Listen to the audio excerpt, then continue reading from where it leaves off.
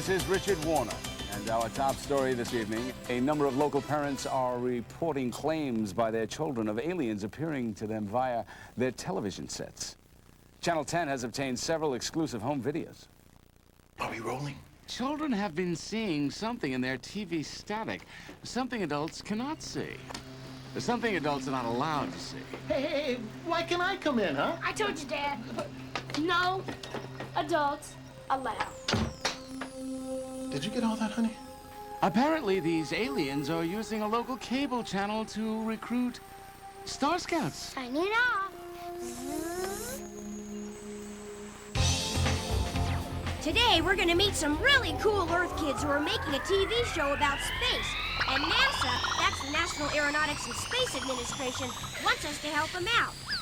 So my pal Zendo and I will do our best to teach them all we know about space travel and technology, or we're not Star Scouts, which we are. But without actual evidence to substantiate these new claims, aliens will probably never be taken seriously here on Earth. We will be back with more of today's news after these messages. This will boost our ratings for sure. When I won the contest to produce my very own cable show, I had no idea any of this would happen. Script, check. Being a producer is a very demanding job, so I was preparing myself for the challenge. Isn't this just too exciting? Your very own TV show. Don't get too excited, Mom. This astronomy show's just what they call a means to an end. I'm hoping NASA will see it and let me into space camp. Because someday, I'm going to be the youngest astronaut ever. Okay, where was I? Clipboard, check. Wake-up call to Tucker. Oh, no, I forgot to call Tucker. Oh, come on. Somebody answer. There's nobody home. There has to be a chosen. Tucker? So, did you, get everything worked out with Cotton Beat? Sheila, you didn't just make me co-producer because my uncle's an astronaut, did you? Well, actually, Tucker, I figured since you watch so much TV, you'd be kind of invaluable. Meanwhile, light years away, Zendo and I were speeding, and I do mean speeding to help Sheila and her TV crew. Hey, slow down, Zendo. The speed limit here is only 10,000 light years per second. No problemo. Hey, look, Ziggy, there's Earth. Oh, way cool planet, if I may say so. Oh, my circuits miss our human Star Scout friends. It's been a long time. Your circuits mistook a store dummy for a human the last time we were on Earth. Well, it was very lifelike. Well, this time pay attention. We've got a lot to do and not much time to do it.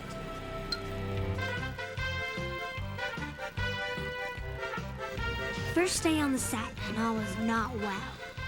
As a producer, we really have to be on top of everyone. That's what I like most about this job. You get to boss people around. Except for my brother Wilson. He's really smart, and he hides it well. Hi, my name's Tucker, your host for the Kosmo Klub, the only show on television to take you into outer space and back in a half an hour. Today's special guest is Captain Charles P. Conrad Jr. Glad to be here, Tucker. I brought some good space stories and pictures with me. So if you're ready, we'll be right back after this commercial. Cut. Okay, everybody, hold your places for a sec. Heather, when we start again, keep the camera on Captain Pete till I point to the chart. Any questions? Yeah, when do I take that lens cap off? What? I'm just kidding. The show looks great. It's gonna be a big hit. Thanks. Oh, is the chart done yet, Devontae? I don't know if I like this background color. It's space, it's black, it's perfect. If I'm the art director, shouldn't I be directing the art? Yeah, you direct it to me, I direct it from there. Oh, is your video segment all queued up? Don't ask me, I'm just the stupid art director. Oh, and get all that space off you.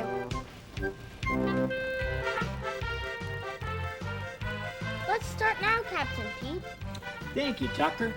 Today, we're going to discuss what it takes to get to the moon.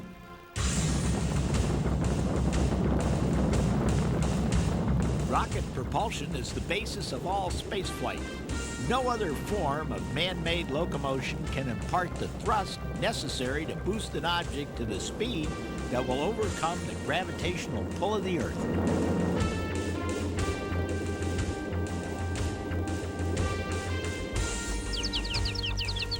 The first known device using reactive thrust was a wooden dove made by Arctitus of the Greek city of Tarentumen in southern Italy around 350 BC. This dove was propelled by a steam reaction device. Chemical rockets had their own origins in the history of gunpowder, better known as black powder. Black powder rockets called fire arrows were used by the Chinese around 1040 AD. Arrows were placed in cylinders with black powder and ignited, but aiming them accurately turned out to be impossible. The first liquid fuel rocket flight in world history was in 1926 by the American physicist Robert H. Goddard.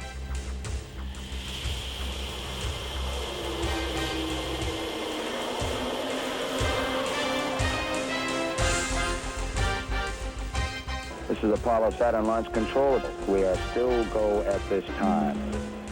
Today, liquid fuel rockets with a higher exhaust velocity than solid propellant rockets are the key to spaceflight. With 5 liquid fuel F1 engines totaling 7.5 million pounds of thrust and liquid hydrogen upper stages, the giant Saturn rocket became the model for advanced space missions. Fuel tanks hold hundreds of tons of fuel. The temperature of that liquid hydrogen is minus 430-some degrees Fahrenheit. You can see the ice falling off that super cold fuel tank. Now that's totally cool.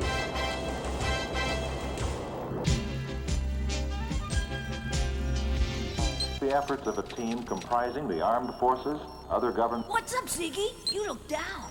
20 trillion cable channels, and I can't find that kid's space show anywhere. Then can we watch Love Boat? How is that gonna help? The theme is catchy.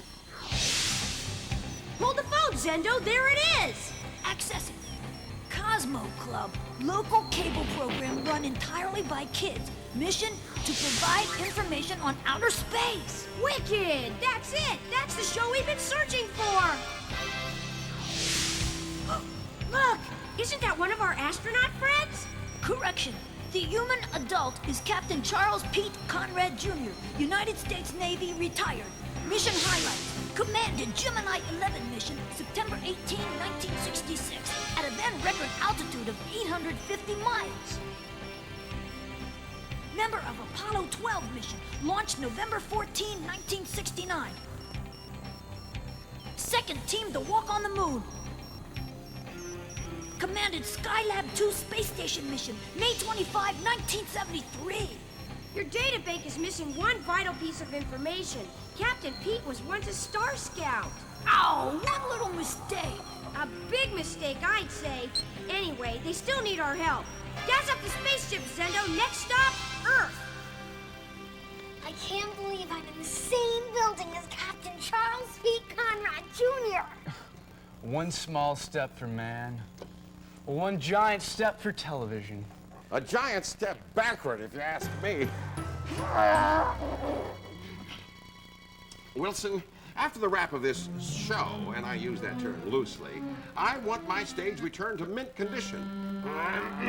And fix this air conditioner. I think I'm catching a cold. I sure hope it's easier up in space. Now remember, Zendo, only kids can see us. Query, why do adults fail to access visual stimulation of alien life forms? Because kids are less likely to be afraid of aliens than adults. Understood. And this time, stick by me. You have a knack for getting into trouble. Oh, I always listen to you, Cygy. Then why do I feel like I'm talking to deaf antennas sometimes? What did you say? Whoop, there it is. You watch too much MTV, Zendo. That's lunch.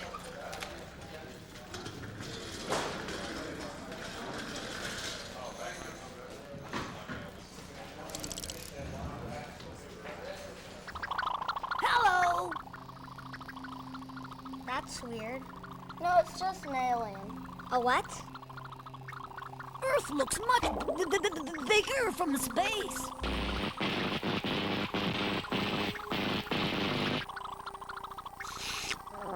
Data readout. Planetary composition, 4% processed vegetation, 1% forged minerals, 1% glue. Adaptable life forms, none. Hi there, I'm Zendo, and here comes my pal Cygy. Earth, I got one message for you. We're back! He's in there? Not anymore. Now I'm out here. How do you do? How do you do? How do you do? We do fine. Now let's get on with it. Okay, we're here to solve all your problems. Who are you, anyway? My card, young Earthling. Cygnus morphobus lactose. Maximus gluteus Grininin? E pluribus unum helosis. Takes 7 minutes to pronounce. You forget what you said at the beginning by the time you get to the end. Just call me Cygy! Zendo and I are Star Scouts!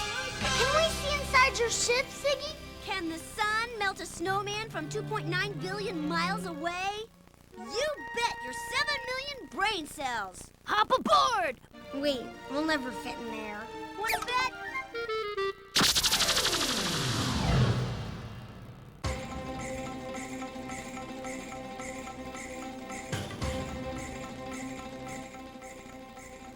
It's impossible.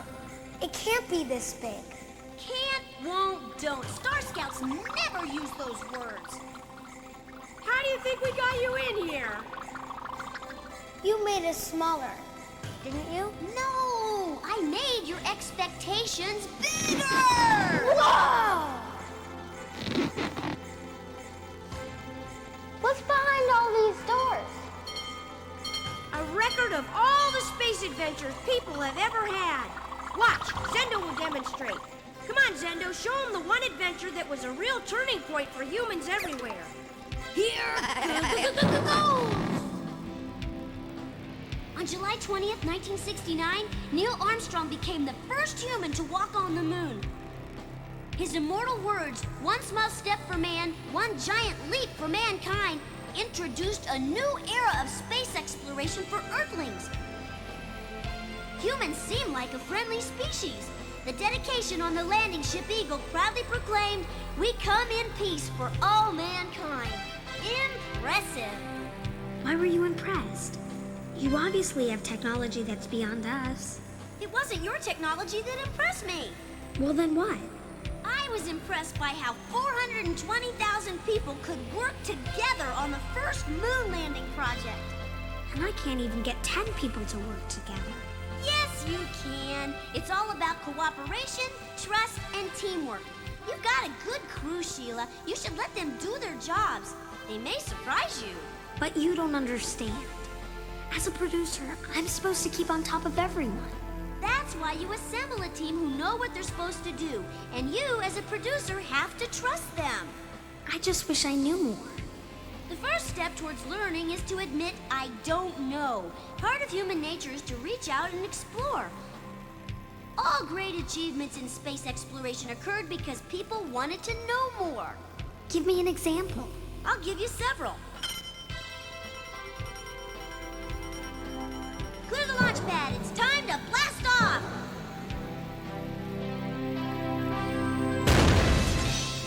In 1609, Galileo Galilei constructed Earth's first astronomical telescope.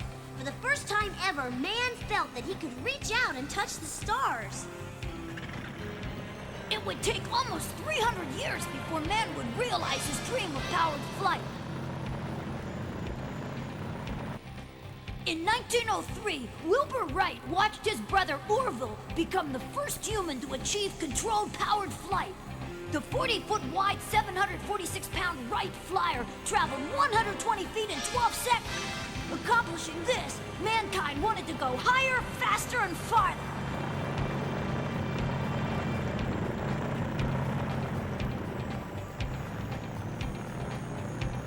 1927, Charles Lindbergh, a former airmail pilot, took off from New York to try to win a $25,000 prize for the first airplane to fly from New York to Paris.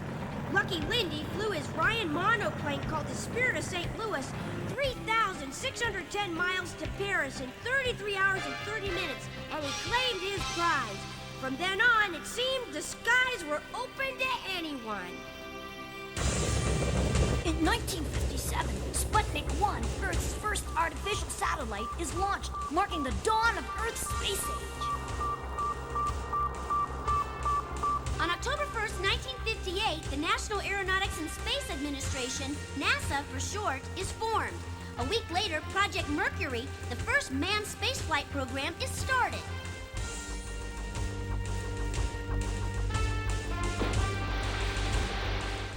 In 1961, Soviet cosmonaut Yuri Alexeyevich Gagarin was the first man in history to fly in space.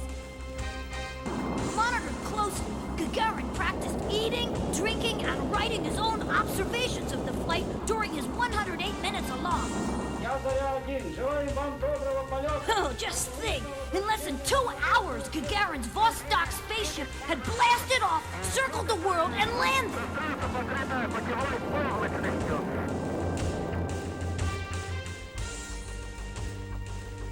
Large radio telescopes like these have been part of NASA's Deep Space Network since the 1960s. They're a part of a program called Sky Survey, which is designed to study a wide range of radio frequencies and discover any signals that might come from alien civilizations. Programs like Sky Survey are part of Project SETI, which stands for Search for Extraterrestrial Intelligence. So far, we haven't found any concrete evidence of ETs, but the search goes on. On March 2nd, 1972, Space Probe Pioneer 10 is launched. In 1976, the Viking 1 space probe lands on Mars. Its mission, to seek out extraterrestrial life on the Red Planet. In 1977, the first spaceship Enterprise undergoes flight testing. 20, 10, 5, 3, touchdown. In 1981, the shuttle Columbia, Earth's first reusable spaceship, makes its first orbital flight.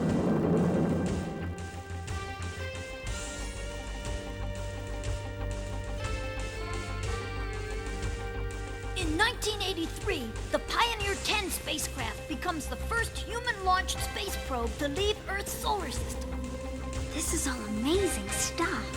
That's right, Sheila. When people put their heads together and work as a team, anything is possible.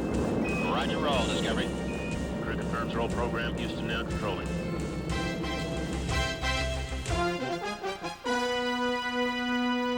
Where is everybody? Oh no! You've got to beam us out of here. Your command is my wish. Where'd you two come from? Our first Star Scouts class. Really? Well, are we ready to start taping again? Yeah. Yeah, I'll go get everybody. Okay, I'll be right here. So let's talk about how we adapt to life in space. Since the earliest days of manned spaceflight, there have been those astronauts who have gotten nauseous when first encountering zero gravity. NASA calls this space adaptation syndrome. But just like seasickness, which affects only a certain number of sailors, not all astronauts get space adaptation syndrome. Why? Scientists wanted to find out. So they spun us, they tipped us, and they twirled us until we were blue in the face.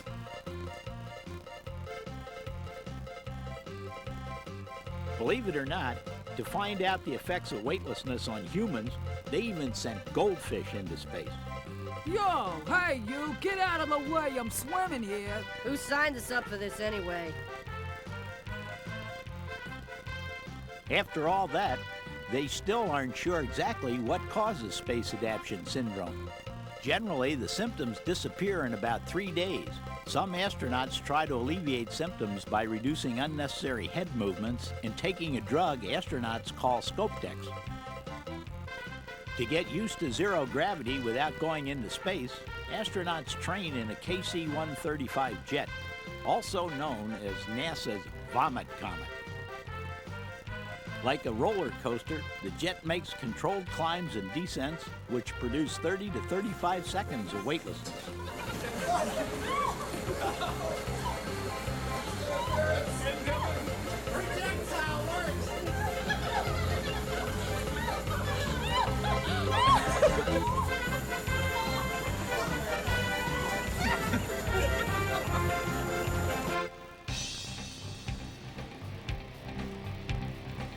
After several weeks in zero gravity on a Skylab mission, our spines started to straighten and lengthen. Each man gained an inch or two more of height. This is now taken into account when designing spacesuits. My lunar suit weighed about 150 pounds on Earth, but only 25 pounds on the Moon. That's because the Moon has only 1/6 the gravity of Earth, so less effort is needed to move around. The Kosmo Klub now invites its viewers to call in with questions for Captain Pete. Hello, Captain Pete? Oh, I just wanted to tell you how much I'm enjoying the show. Oh, and I also wanted to remind Sheila and Wilson that we're going to your grandmother's tonight, so be home early. Thanks for the compliment, ma'am. How do you sleep in space? Good question. Zero gravity can provide you with a very comfortable night's sleep. Astronauts sleep summer camp style in sleeping bags. You can literally sleep standing up or upside down. Your sleeping bag has to be anchored. Otherwise, you'd bring new meaning to the words sleepwalking. Next question, please. How do you eat in space? It's a lot like camping out. Our food is sealed in airtight pouches, and all you have to do is add water. Because of the zero gravity, food trays have Velcro straps attached to them. As you can see, the don't play with your food rule doesn't apply here.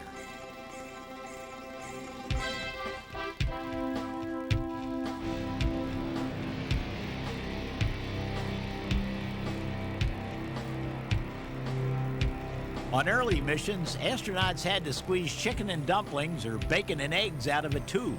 Later, we used hot water squirters to heat up and hydrate dehydrated food.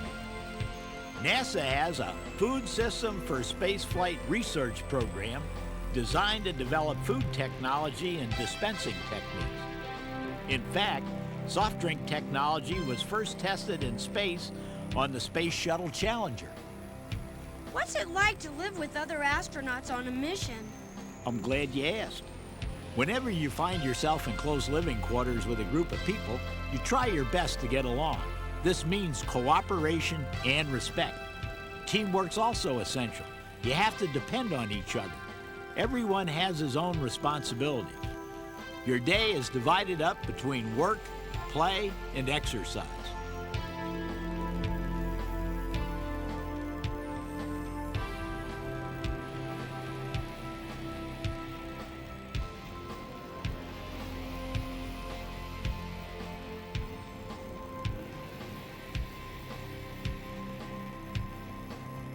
The one thing your crew has in common with each other is that in space, down is up and up is down. Once you adapt to zero gravity, you'll find that you can do any kind of a task, which may crack up your fellow crew members. How do you, go to the bathroom in space? That may sound like an embarrassing question, but it's a valid one. Astronauts have to be sufficiently potty trained before a mission. A space toilet has float restraints and a seat belt to keep you from floating away. You have to sit exactly right on the toilet or risk letting something escape and find some other place of rest. Look out! A suction device at the bottom of the toilet pulls the waist down.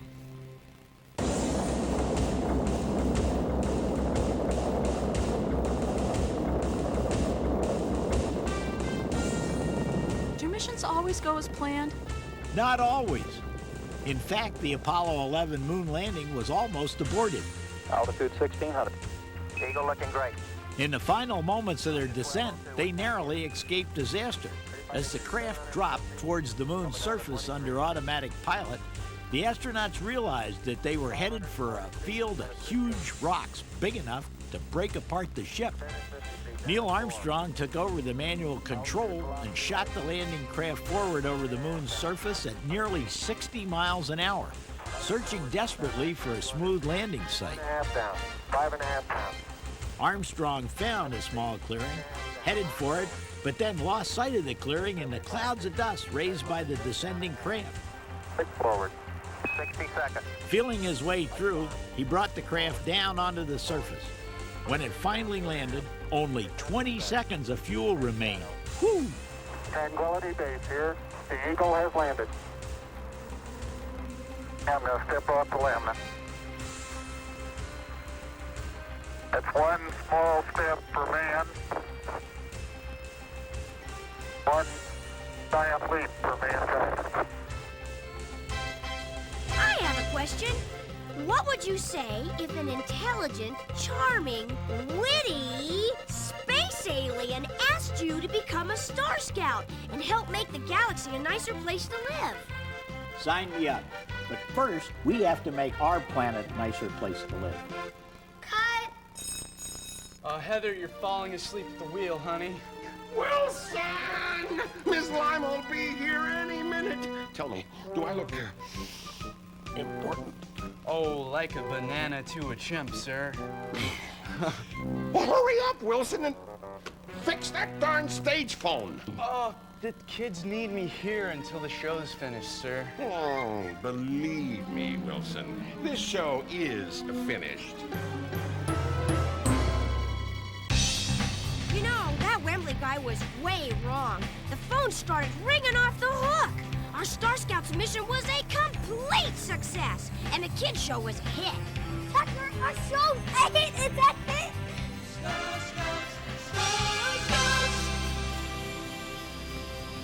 The next day, the kids were home watching the latest space shuttle launch on TV. There was a news reporter interviewing another old buddy, Captain Dick Gordon. Correct. Human is Richard F. Gordon Jr., Captain United States Navy, retired. Mission highlights: walked in space for 115 minutes on 3-day Gemini mission, launched September 12, 1966. Orbited the moon on Apollo 12 mission, November 14, 1969. 1971, became Chief of Advanced Programs for the Astronaut Office. Worked on design and testing of Space Shuttle. Well, Captain Gordon, do you have any thoughts on the recent spate of alien sightings? Well, Richard, it's funny you should ask. Several of the Apollo astronauts reported feeling a presence on the moon, almost as if someone or something was up there. We were right there with them, watching out for our NASA space buddies and having a little bit of fun, too.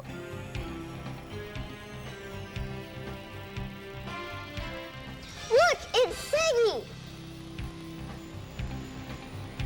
Now it was time to begin our next adventure, so we caught a ride on the next space shuttle courtesy of our pals at NASA. That's something any of you kids could be doing sooner than you think if you stay in school, study hard, and really follow your dreams. Who knows? You might become astronaut heroes like our buddies, Pete Conrad and Dick Gordon. Then you too can become Star Scouts. So join Zendo and me, Cygy, on the next adventure of Star Scouts Discover NASA. Hey, hey, zoom away! Star Scouts, Star Scouts, Star Scouts, Star Scouts.